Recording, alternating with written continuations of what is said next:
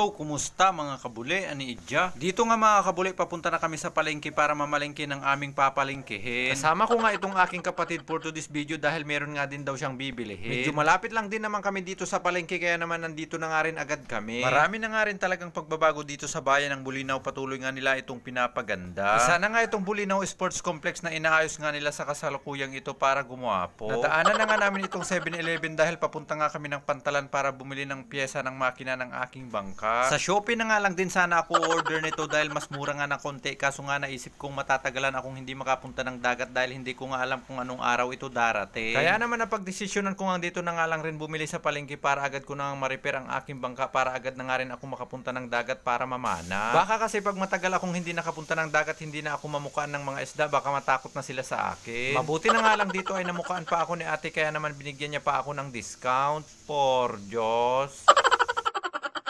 Hanggang 500 lang, te? 480. Oh, Oo, 480. baba na naman. Ah, sige. Iyakin na ngayon to. Yan. Salamat nga pala kay ate dahil pinatawad niya nga kami kahit wala kaming kasalanan kaya naman agad ko na itong binayaran. Mabuti na nga lang rin eksaktong nakita ko nga pakalat-kalat dito si Bustom Art Sign sa palengke dahil bala ko nga magpagawa ngayon ng sticker. Pagkatapos ko nga naibigay yung aming logo ay pumunta na nga kami dito sa Easy Mall dahil ilang araw nga din daw ito bago niya matapos. Mabuti na nga lang meron na nga ring mall dito sa Bulinaw, Pangasinan kahit paano'y nalalamigan tayo kapag tayo ay namamalingke, hindi na nagpapawis ang ating silang sa sobrang init. Nang makuha na nga rin namin lahat ng aming mga bibilihin ay pumunta na nga kami dito sa counter para bayaran ang aming mga binili dahil hindi naman pwede ang utang. Pagkalabas nga namin ng Easy Mall ay pumunta na nga rin kami dito sa wheat market para tumingin ng pwedeng maulam. Nagkano yan na isang kilo? 700. Por Diyos. Por Diyos.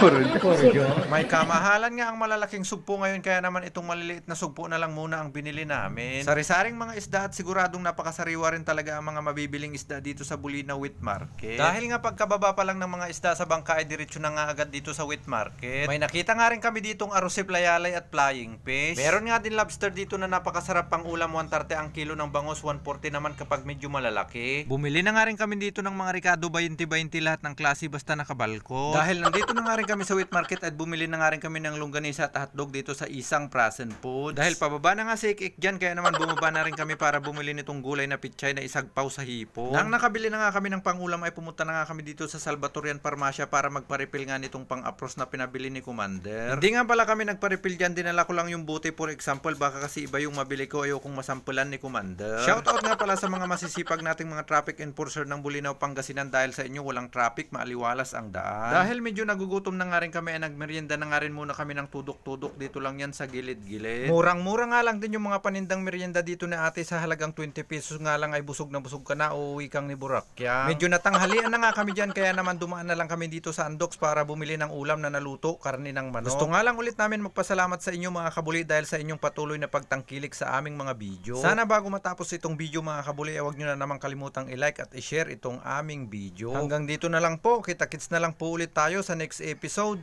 Por Diyos.